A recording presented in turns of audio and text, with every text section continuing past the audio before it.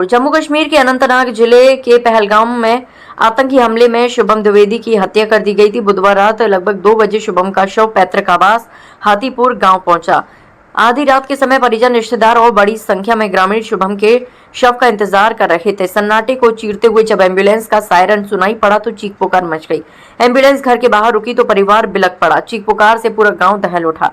परिजनों ने शुभम के पिता को किसी तरह से संभाला। सीएम योगी आदित्यनाथ भी यहां श्रद्धांजलि देने और परिवार से मिलने पहुंच गए। उन्होंने कहा कि आतंकवाद के ताबूत पर अंतिम कील गाड़ने का काम शुरू हो चुका है। सीएम योगी ने कहा, 22 अप्रैल को पहलगाम कश्मीर के अंदर पर्यटकों के साथ जो आतंकी हमला हुआ है, कानपुर के एक परिवार का एक नौजवान आतंकी हमले का शिकार हुआ है।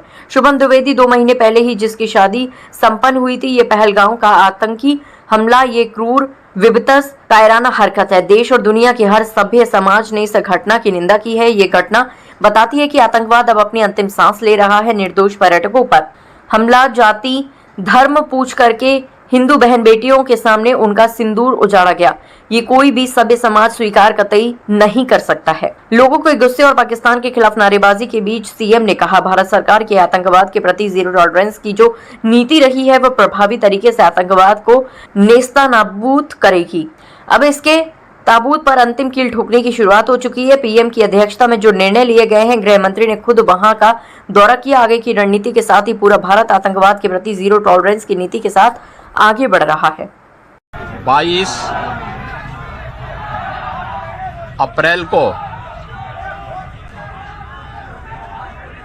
पहलगाम कश्मीर के अंदर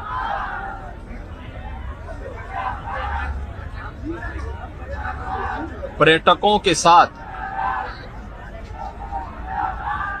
जो आतंकी हमला हुआ है,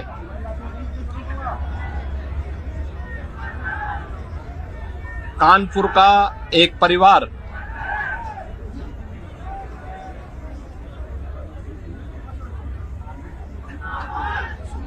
भी उस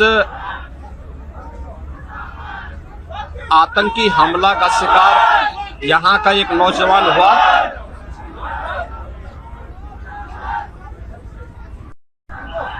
शुभम द्विवेदी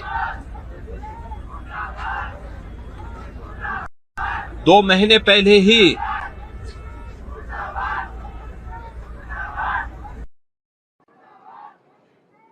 जिसकी शादी संपन्न हुई थी,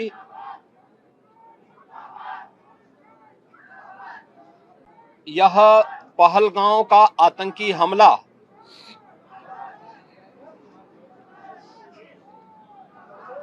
यह एक क्रूर, विभत्स,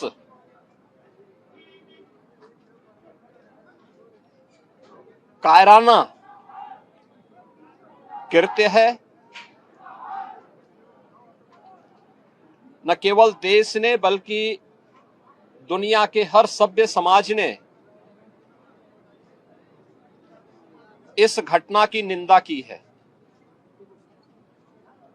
यह घटना बताती है कि आतंकवाद अब अपनी अंतिम श्वास ले रहा है। निर्दोष पर्यटकों पर हमला,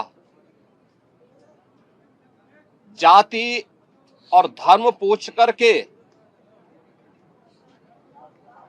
बहन बेटियों के सामने उनके सिंदूर को उजाड़ा जाए, यह कोई सभ्य समाज स्वीकार नहीं कर सकता। और खास तौर पर भारत के अंदर यह कतई स्वीकार्य नहीं है।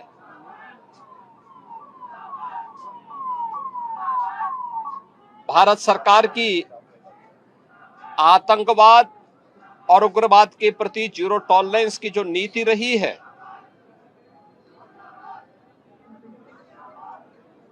वह प्रभावी ढंग से आतंकवाद का नेस्तनाबूद करेगी। और आपने देखा होगा, कल इसकी शुरुआत, इसके ताबूत पर अंतिम कील ठोकने की शुरुआत हो चुकी है।